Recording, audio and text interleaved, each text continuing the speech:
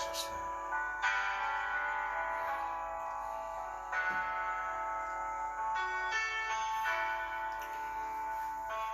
Brethren, I welcome you to this service. I welcome you to the service of today. I thank God because we are here again today to worship the Lord and to glorify the name of Jehovah. May His name alone be exalted. May His name alone be glorified. I want to welcome each and every one of you, those who are online and those who are going to watch after the telecast. I want to bless the name of the Lord for your family because there is no bad news. We have not heard any bad news. We have been able to overcome the devil, and therefore we appreciate Him. We give Him all the glory. We give Him all the honors. We adore Him. He's the ancient of days. He's the beginning and the ending. He's the rose of Sharon. He's the lily in the valley. I want you to invite your friends, invite your family to today's telecast. And then you will be blessed. Your family will be blessed. And things will turn around in your lives. I want to thank God for seeing you online today. I want to thank God for being part of today's ministration. I'm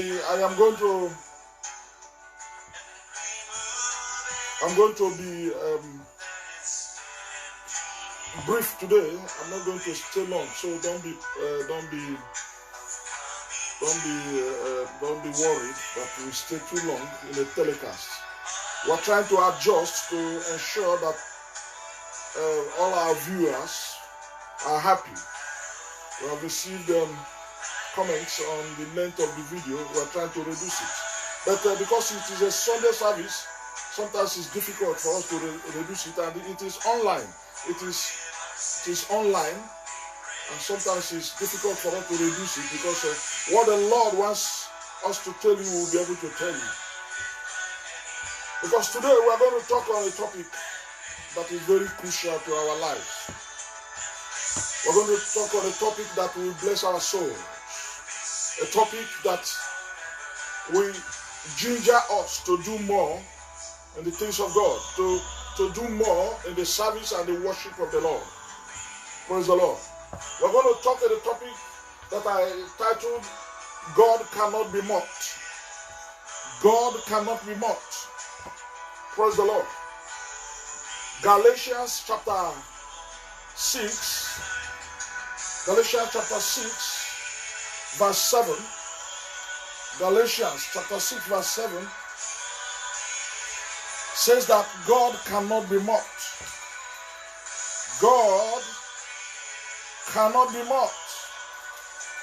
Praise the Lord. There is no amount of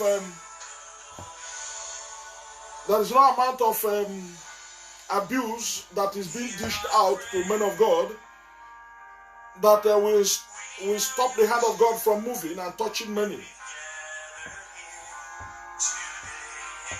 Men of God at this end time are receiving a lot of bombardments from different angles from both Christians and non-Christians. Men of God are being barraged with all kinds of comments that sometimes trigger some kind of feeling within them. I know a lot of things are happening in the body of Christ, but this is the fulfillment of end time. We are warned in the scriptures that we should be wary of end time, perilous time, that many shall come in my name, and some will even claim that they are Christ themselves. But God says that we should be watchful and pray, so that we do not fall into the hands of the wrong ones.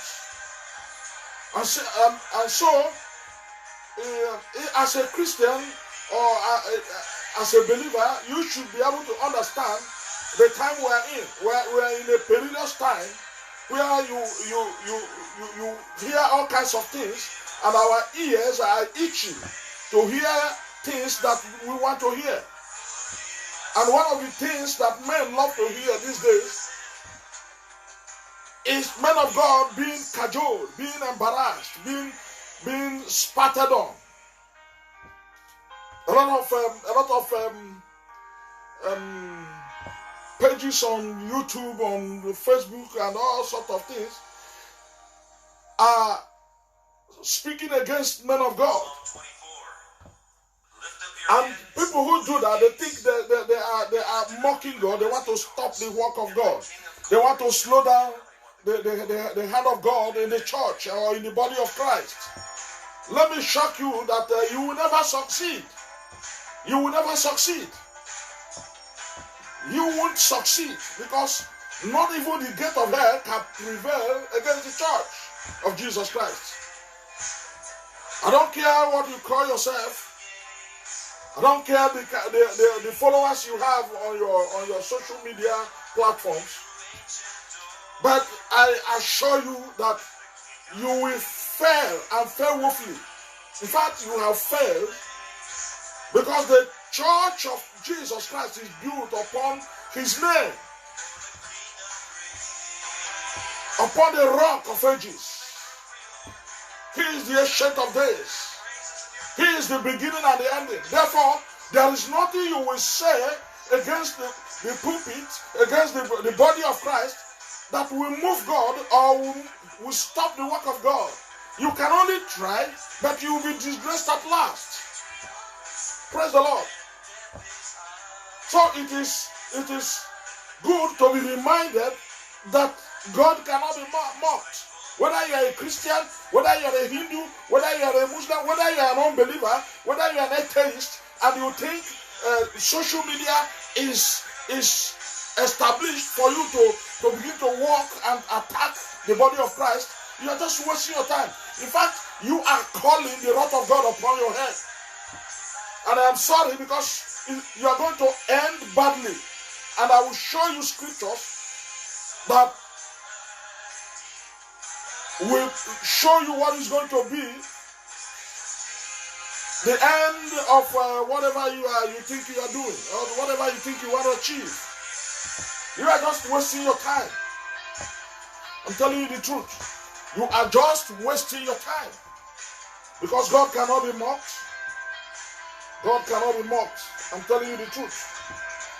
It is whatever you sow that you will reap. You cannot sow hatred and not reap hatred.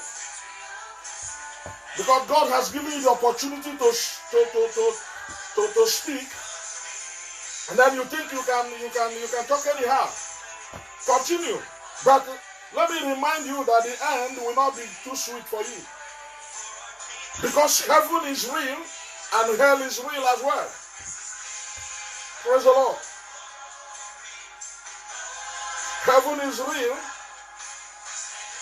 and hell is real as well. So I want you to open to the book of Galatians chapter 6, and I'm going to read from verse 1. Galatians 6, I'm going to read from verse 1. Don't think that God can be mocked. Don't think that you are mocking men of God, or that you are mocking believers, or that you want to stop the work of God. You cannot do that. Galatians chapter 6 verse 1 says, brethren, if a man be overtaken in fault, you which are spiritual, restore such an one in the spirit of meekness, considering thyself, lest thou also be tempted. If you see that ministers of God are going astray, you can demand access to see them, and then you advise them. If you are in the church, you are a member of that church, and then you see that the people of God, they are not doing things the right way, you have to advise. You have to point them to the scripture if they are going astray. It is very, very necessary. God requires us to do that. God requires us to always admonish one another, to always help one another who is having one thing or the other that is contrary to the word of God, so that they can buckle up, so that they can buckle up and do the work according to the will of God. That is your work. I'm not going to castigate them, to mock them, and then you think you are mocking them. You are just undoing yourself. Yes, you're not dealing with yourself. Verse 2 says, bear you one another's bodies, and so fulfill the law of Christ. As a Christian, when you see a fellow brethren going astray, you have to speak to her. You have to speak to him. You don't have to carry his problems outside and begin to destroy him or destroy her. Fellow brethren, we help one another to grow. We help one another to sustain our salvation, because the devil is roaring like a lion. He's going up and down, roaring like a lion, like a roaring lion, seeking whom to devour. And so do not be partakers of them that have been anointed by Satan to destroy the body of Christ. Remember that at the end of this journey on earth, we have an account to give to our God, our Creator. And so, verse 3 says, for if a man think himself to be something, when he is nothing, he deceives himself. If a man thinks that he is something, if you think that you are too much, you are the righteous one, and you are the only one who is good in the body of Christ, you think you are something, you think you are the only righteous person in the body of Christ, my friend, you are just making a mistake. Because Christ did not come for the righteous. Christ came for them that are perishing, so that he can save them. Christ, Jesus Christ, he gave his life on the cross of Calvary for the sinner to be saved. When you see someone being overtaken by sin or being overtaken by fault, you need to assist the person to stand strong. You need to help the person to fight the battle of faith. Because by strength shall no man prevail. It is not your work to begin to blame the person. It is not your job. It is not your job to begin to crucify the person. It is not nice for you to begin to crucify the person. This pastor, that pastor, church. That has become your problem. Yes, it is not unexpected, which means it is expected, because this is end time. This is end time. We were meant to be aware of things that will happen at the end time. Men will have itching ears, desiring to hear what they want to hear, not the real truth of the word of God. They just want to hear what they want to hear. That someone is preaching about prosperity doesn't make him an unbeliever. It doesn't make him an agent of Satan. He is preaching what God has given into his hand to preach. That someone is preaching righteousness or holiness or whatever you call it, it's not a guarantee that that person will make heaven. It is not a guarantee. You don't know what that person does in the secret. You don't know the things that he consults to pull the crowd that he's pulling. And so, if you think your pastor or your brethren who are in the same church with you, who are in the same faith with you, they are doing things that are not recommended by the scripture, you call the person and you can advise the person. Praise the Lord. You can call the person, you can advise the person. Amen. For if a man thinks himself to be something when he is nothing, he deceives himself. Stop deceiving yourself. Stop according yourself the only righteous person.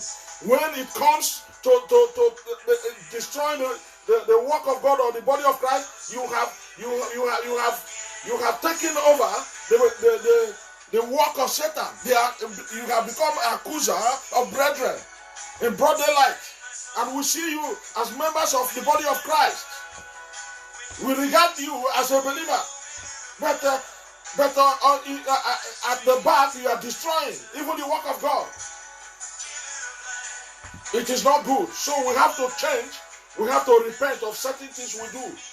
But let every man prove his own work. Work is an individual race. Salvation is an individual race. Let every man prove his own work, and then shall he have rejoicing in himself alone, and not in another. You have to rejoice that you are standing. You have to rejoice that you are strong, that you are going to make it, not what others are doing. No pastor can take you to heaven. It is a personal work. It is a personal work. If you miss heaven, it is your fault. It's not because anybody pushed you to go there. No. There is an age to which you will reach. You will have to give account of yourself.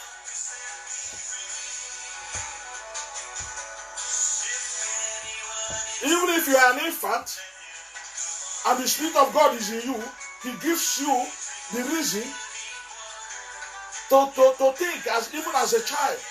I have seen children that preach the word of God, even preach to their parents. For every man shall bear his own burden. Every man shall bear his own burden. No one bears the burden of another. And so, if you think that your pastor is the only righteous pastor in the world, you are making a mistake.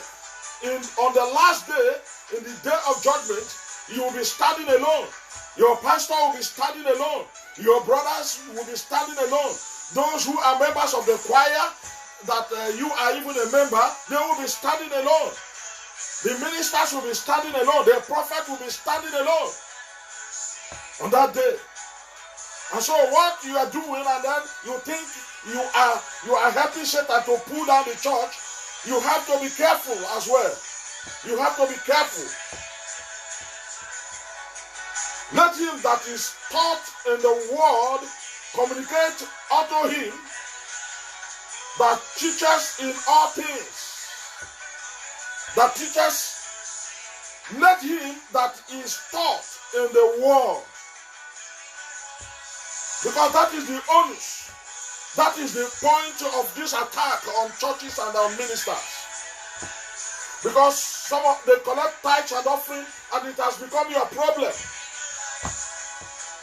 The Bible says that let him that teacheth, let the pastors, let him that teacheth the word of God to people.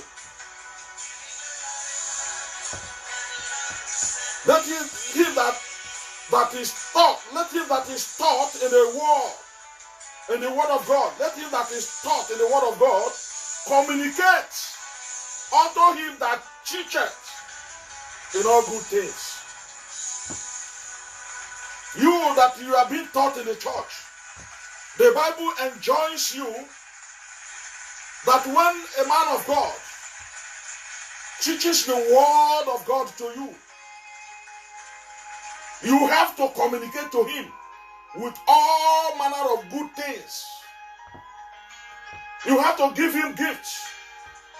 Apart from the offering and tithes, which is for the propagation of the gospel of Jesus Christ, you are also obliged by the word of God to give him gifts, to bless him.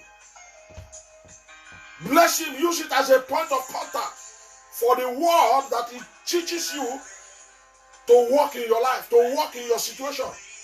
That is the word of God. Galatians chapter 6 verse 6. Let him that is taught, let him that is taught the word of God, let him communicate to him that teacheth, to the teacher, to the pastor, to the prophet, to the bishop. Let him communicate also to him in all good things. If you buy him a car, you have not done too much. You are obliged by God that if you have money to buy a car for a pastor, you can do that. You do it, and heaven will respond. You can buy a house for a man of God, and heaven will respond as well. These are called added blessings. You will make heaven, you will also enjoy the things of this earth. Because blessed is the hand that giveth than the one that taketh. When you give, don't grudge in giving. Why I'm saying this is because this is the onus on which every platform now, on Facebook, on Twitter, on YouTube, are basing their argument. The men of God are collecting offering and tithes. Men of God are driving planes. Men of God are wearing good shoes. Men of God are wearing good suits. Why can't they remember what men of God were wearing in those days? They were wearing one kind of outdoor kind of shoe, and you are happy that this is the kind of shoes that men of God will be wearing. My friend, you are deceiving yourself. As you are walking, men of God are also walking. As you are asking God to bless you, men of God are also asking God to be blessed. Asking God that God will bless them.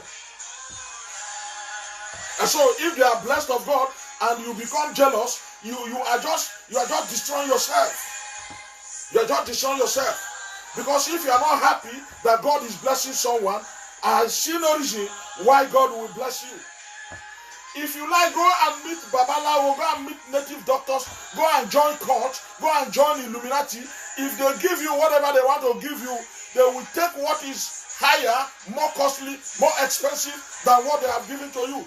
It may even cost you your life. Go and ask those who belong to courts. Go and ask them that belong to Illuminati. Go and ask them that belong to Freemasonry. Go and ask them that belong to Ogboni or whatever court that exists in this world. They will tell you that it is not easy. What the price they pay is higher, far higher than the offering and tithe that you are complaining about. We should be careful about the way we go about our righteousness. Self-righteousness is destructive. When your own righteousness is based on your self-acclaimed righteousness, you can be destroyed by that. Be not deceived, verse 7 of Galatians chapter 6. Be not deceived, God is not mocked. For whosoever or whatsoever a man soweth, that shall he reap also. Whatever you sow is what you will reap. Begin to destroy men of God today. Begin to destroy somebody today. Begin to gossip about someone today. Very soon, they will begin to gossip about you. They will begin to destroy you as well. That is the law of nature. Whatsoever a man sows, he will reap also. Whatsoever a man sows, he will reap. For he that soweth to his flesh shall of the flesh reap what? Corruption. We are fighting corruption in various governments of the world. Through various platforms, we have seen corruption here and there. Why? It came as a result of the attitude of their past. Attitude of the past leaders. Attitude of people against God. Even attitude of the subject, the citizens against God. And that is why you see corruption everywhere. And that corruption is affecting you as well. Affecting everybody. But because the people of God, they have their own government in heaven. They may not feel it the way you are feeling it. And that is why you are complaining that while others are suffering, they are enjoying money, enjoying cruising in their aircraft and all the rest of them. It is the way it's supposed to be. Because in your evil heart, you have invited cockroaches, invited corruption into your life and into the life of the nation, and the nations are suffering. You wouldn't know what brought about this corruption. Everywhere is corrupt. Everywhere, every government is corrupt, especially in Africa. Everything, what we hear every day is corruption, and it is affecting the citizenry. Why? Because this was caused by the citizenry. When they see evil, they condone it. They support politicians that are evil to occupy positions of leadership. And what they give to them is corruption. What they give to them is hunger. What they give to them is sickness and disease. What they give to them is suicide. People are committing suicide here and there. Why? Because in the day that you are supposed to pray for them, or pray for men of God, or encourage men of God to pray for the nation, you were busy castigating men of God. You were busy destroying the body of Christ. And God is watching you. Let me see how you will succeed without God. Let me see how you will succeed without men of God. The Bible says, in a nation where there is no vision, the people perish. No visioner. No visioner. No man of God. No government consult men of God. Oh, man of God, what are we going to do? Prophet, what is God saying about our nation? What they are after is how to loot money, how to loot the poor. And when they loot it, they are looting yours and mine as well. But because the Lord is my sufficiency, I will never lack. I will never suffer what others are suffering. That is the way God has made it. And if you are part of the body of Christ, be careful so that you can benefit from what God has prepared for his people. Whatsoever a man soweth, he shall reap. When you sow in flesh, you reap corruption. But when you sow in spirit, but he that soweth to the spirit shall of the spirit reap life everlasting. Life everlasting. When blessing comes, that blessing will last. When your salvation comes, that salvation will last. When you have what is called divine healing, you will never be sick. Even when you are weak, the Lord will strengthen you. And the word of God says, let him that is sick say, I am healed. And that settles it. Let him that say is poor, let him that is poor say, I am rich. And it's settled. And once your mindset is set on the word of God begins to work for you. And so, you are not mocking pastors, you are not mocking the work of God, you are not mocking God, you are mocking yourself, you are mocking your destiny, you are causing trouble for your generation. And that is why many are committing suicide. That's why many are killing themselves. Yet in the same nation, let me take Nigeria for instance. In the same nation of Nigeria, there are people who are not in government, they are prospering. They are not into fraud. They are not into illicit deals. But God is blessing them.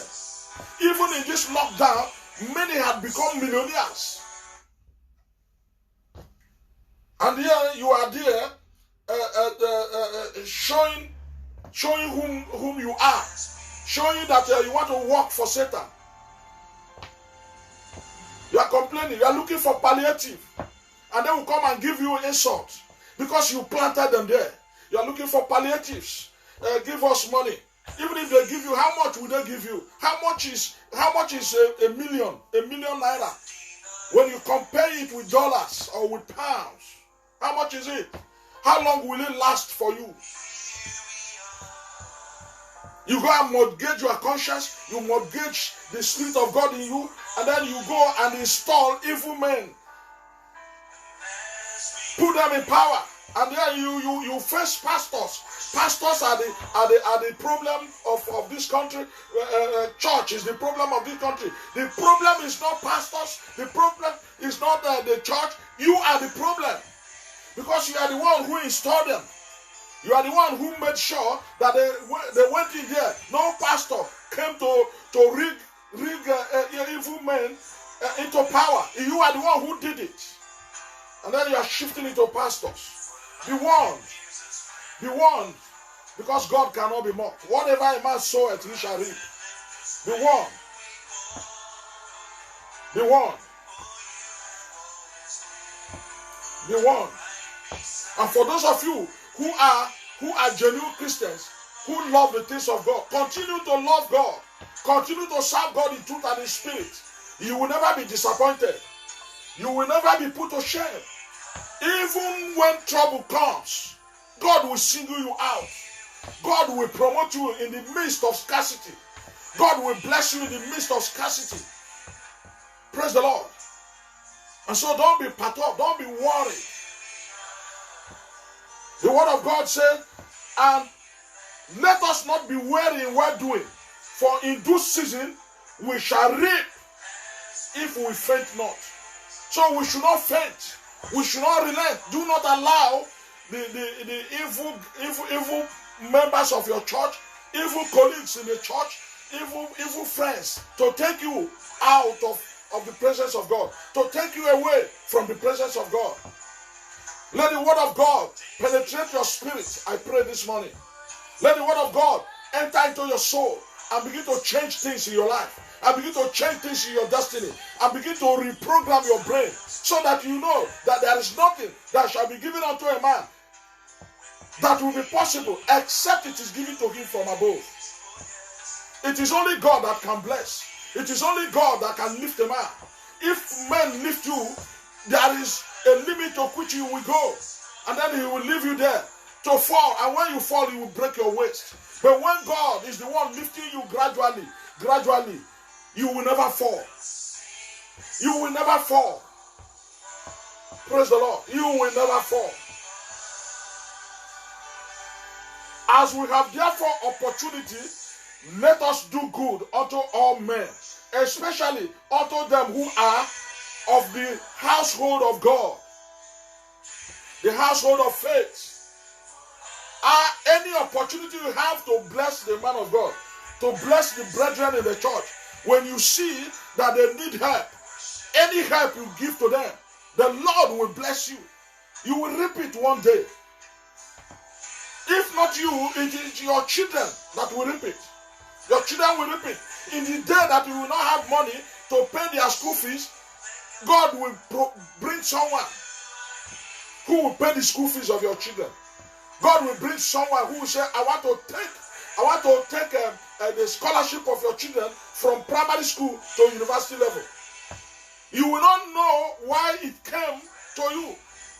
You will not know that it's because of that good thing that you are doing in the name of Jesus Christ, in the name of the body of Christ. Now that the pandemic has caused a lot of economic woes all over the world, what are you doing to help people who are less privileged, who don't have, the elderly ones, the widows, the orphans? There are people who cannot even afford one square meal a day. There are people who are sleeping under the bridge. There are people who are sleeping in the cold. What can we do to assist them? We are looking for government to do everything. Any government that helps the poor, that helps others, God will help that government to do well. Any individual that becomes a blessing to people, especially the people in the body of Christ, in the household of faith, they will surely be rewarded. I'm telling you the truth. If you are able to help people in the body of Christ, even if they are not members of the church, help them. There is no good thing that has no reward, no good reward. Help them. Those who, even if they are Muslim, don't discriminate. Except they are criminals. Except they are into drugs.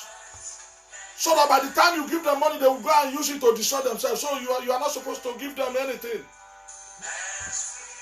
What you need to do is to follow them up, speak to them, preach to them, try to rehabilitate them so that they will abandon drugs, so that they will abandon things that will destroy their lives, things that will destroy the society. That is the obligation that we have as Christians. And that is why the church was established. Praise the Lord. When you do good, you will always receive good things. When you do good, you will always see good things. Amen. You will always see good things.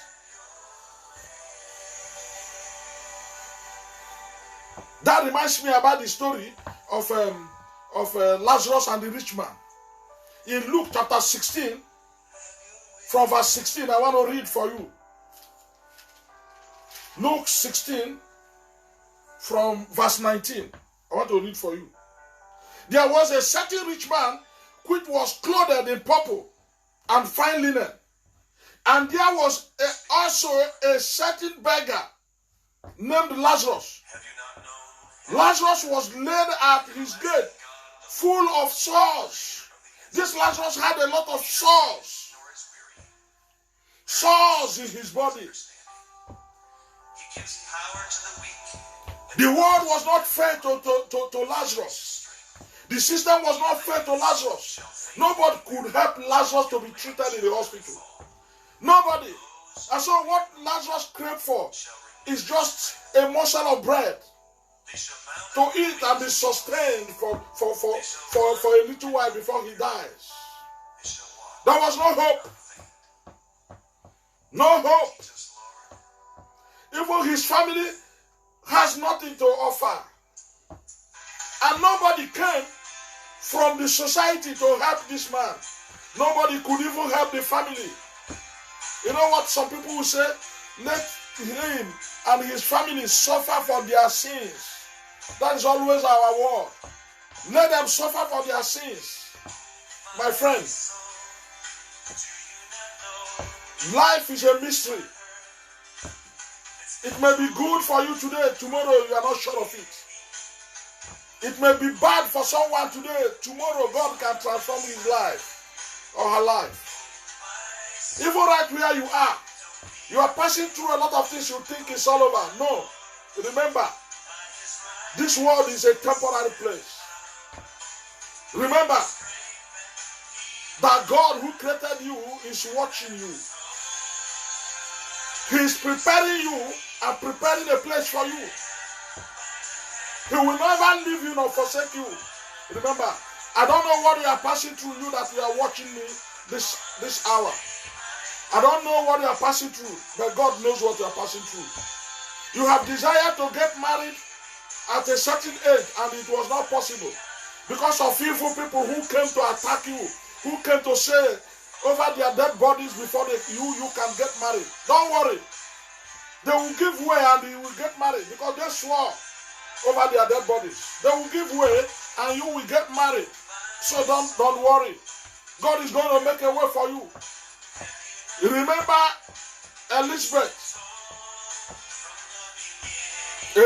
and Zachariah, they lost hope about having children. But God gave them a special child in the name of John the Baptist. Remember Abraham and Sarah. They were stricken in age. They lost hope.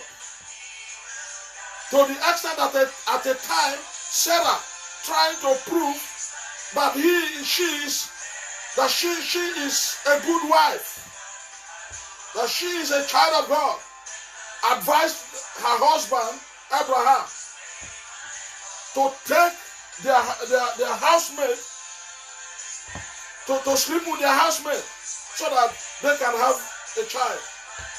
You may have gotten to that point, but remember our sister Sarah.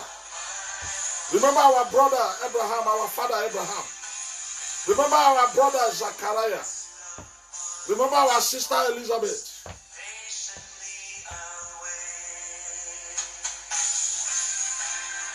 Praise the Lord.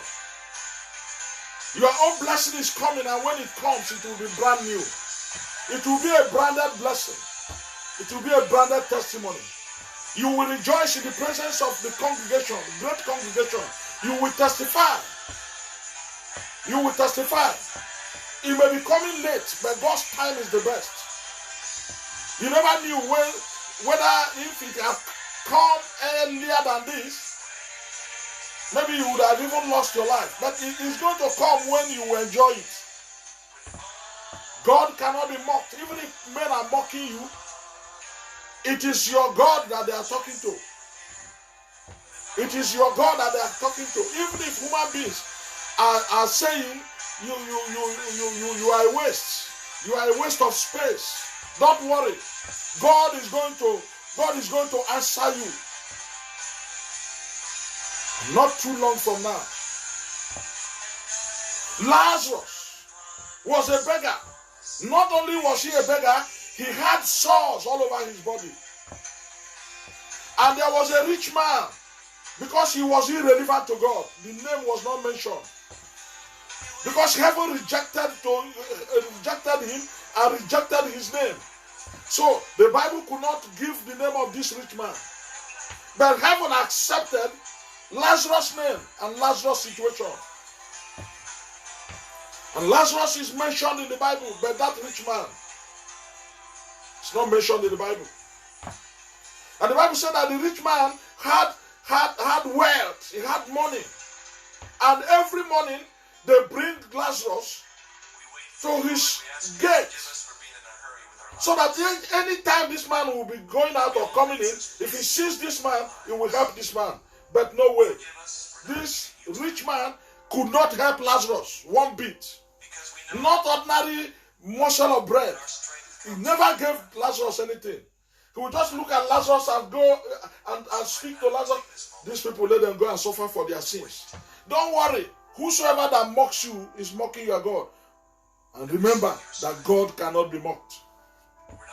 Whosoever that mocks your situation, uses your situation to mock you, remember that he's talking to your God, and God cannot be mocked. And because God cannot be mocked, you cannot be mocked. I'm telling you, God is preparing a special miracle for you. It is in the factory of heaven. Once it's right, once you are prepared for this blessing that is coming, it will come. When Isaac came, Isaac was only one person that was more precious than 1,000 children. Your own child is coming. Your own husband is coming. Your own wife is coming. Your marriage is going to be one in town. It's going to be special branded marriage. Branded marriage. That people would like to emulate from. That people would like to learn from. I'm speaking the mind of God concerning you that you are watching this morning. I'm speaking the mind of God concerning you who serve God in truth and in spirit. Praise the Lord. The Bible said something, that Lazarus was full of sores. Verse 21 says, and desiring to be fed with the crumbs which fell from the rich man's table. Moreover, the dogs came and licked his sores. Dogs came. Look, it was dog that was caring for this Lazarus. Lazarus was just put at the gate of the rich man. Perhaps, at least the crumbs from the rich man's table, instead of throwing it away, they can bring it to him so that he can eat. They never did. Instead, they will give it to dog. And you know what the dog will do? Dog will turn to Lazarus and begin to dress the wound and begin to clean the wound. Instead of human beings helping Lazarus for the wound to be healed, it was dog that was helping Lazarus to take care of his problems. But the Bible said that a time came that the rich man died. A time came that the rich man died and was buried. And also Lazarus died and he was taken to heaven. Listen to the difference. When the rich man died, he was buried. No more. He has been taken to shore, to hell. The first torture of hell. Like some people used to call it purgatory. You will begin to suffer there first, before the judgment day. But immediately Lazarus died, he was taken straight to paradise. Hallelujah. To paradise. There was no more sore in the body of Lazarus. No more sore.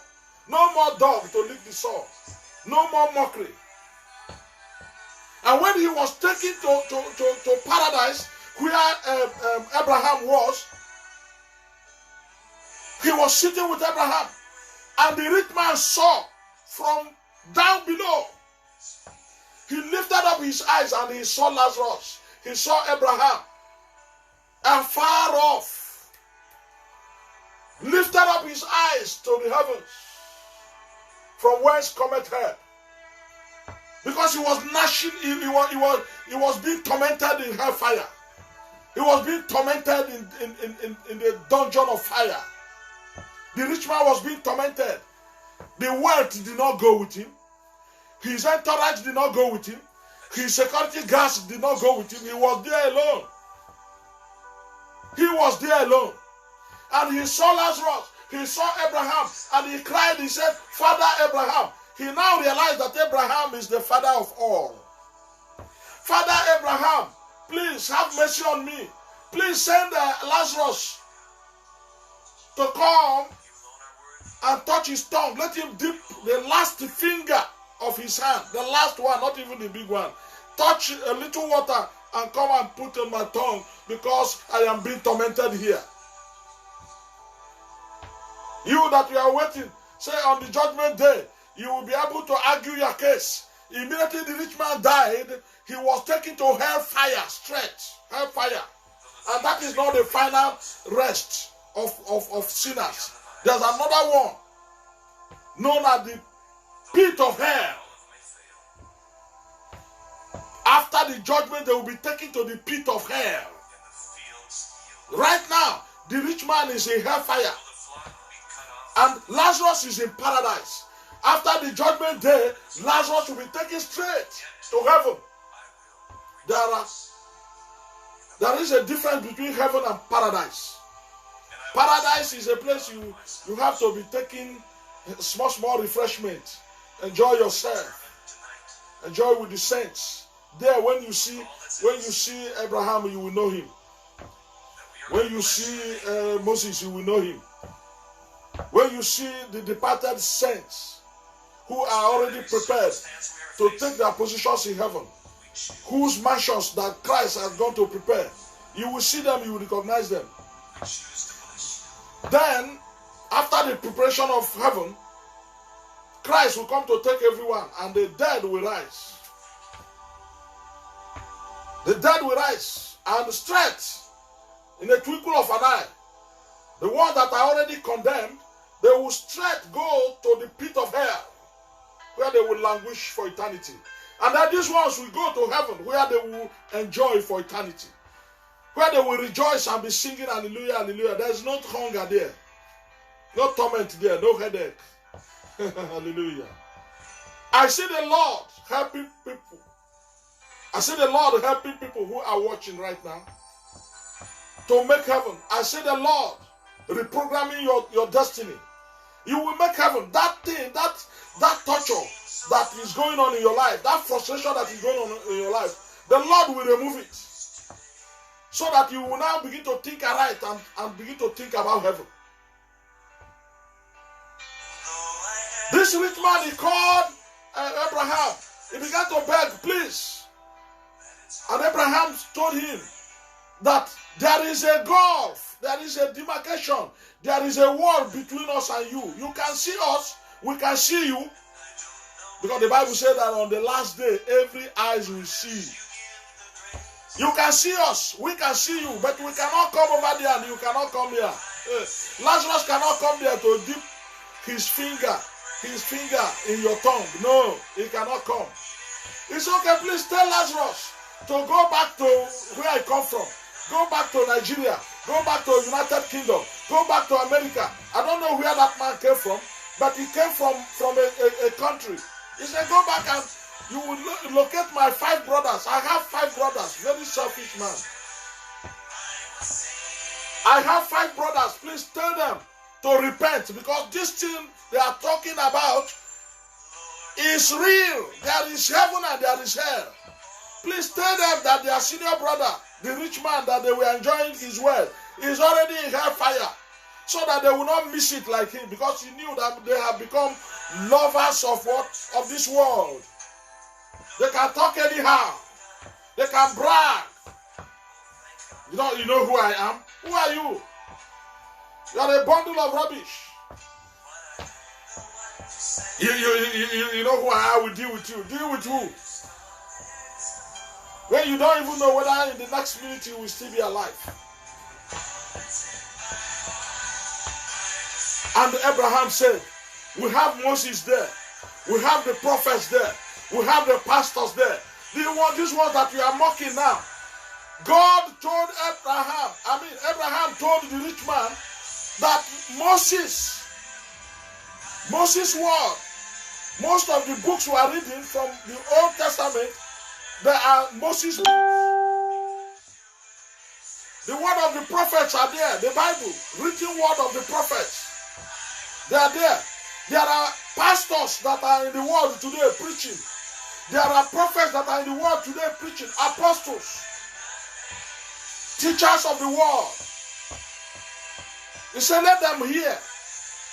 Abraham told the rich man, let those your 5 brothers hear. Nobody can go from here to that place. Even if someone goes from this side to the land of the dead to go and tell them, they will not believe. They will not believe because you have spoiled them. You told them that it is only through cultism that they will make money. You proved to them that it is only through serving Satan that they will make money. That those that serve God, they don't have the right to make money. They don't have the right to eat money. Now, the sumptuous clothes, the beautiful apparatus that this man had, he didn't go there with them. He never went there with them. Never. He never went there with them.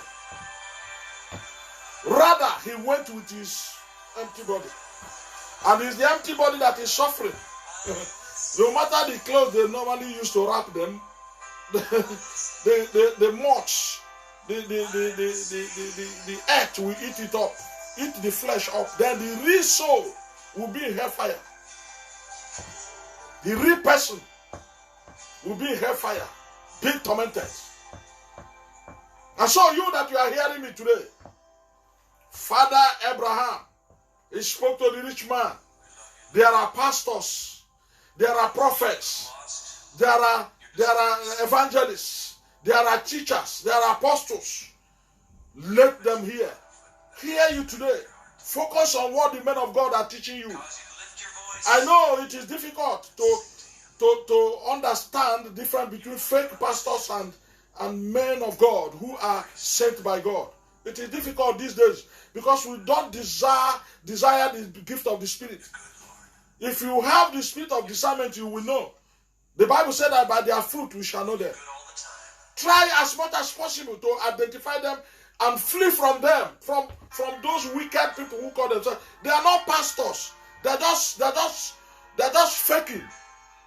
They are not. So don't say that they are pastors. They are not. They're just faking it.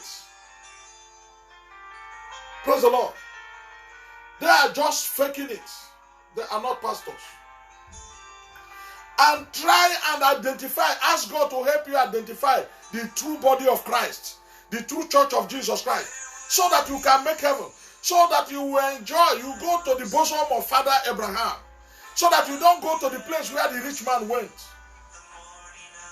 I beg you in the name of the Lord. I beg you, as I conclude, I beg you in the name of the Lord, do not allow others to take you out of the presence of God. Do not allow people to make you speak things that will bring destruction to your life. As you do this, the Lord will show mercy. Show mercy on you. Show mercy on all of us. Show us great and mighty things that we desire. In the name of the Father, and of the Son, and of the Holy Spirit. I pray for you. Heavenly Father, I bless my audience. I bless those that are online. I bless those who will watch later. Those who will share this message. Lord, I bless them. In their going out and in their coming in. Father, they shall be blessed. Lord, make a way for them where there is no way. Those that are believing you for fruit of the womb. My Father, give them that fruit of the womb. As a result of the obedience of sharing this word. sharing this message, sharing it, liking it and sharing it with friends, sharing it with their groups. Lord, grant them their heart desires. Grant them their heart desires. In the name of Jesus Christ. Heavenly Father, I pray, those that are looking for job, Lord, provide for them. Give them the knowledge to invent things that will begin to bring streams of income into their lives. Streams of income into their life. So that they will be able to also be a blessing to others. If they have, they will be able to touch the lives of those who needed to be touched. Father, I pray that your name alone be glorified. Bless your word today. Bless your children. In the name of the Father, and of the Son, and of the Holy Spirit. Take all the glory, Lord. Take all the honors. In Jesus' mighty name, I pray. Amen and amen.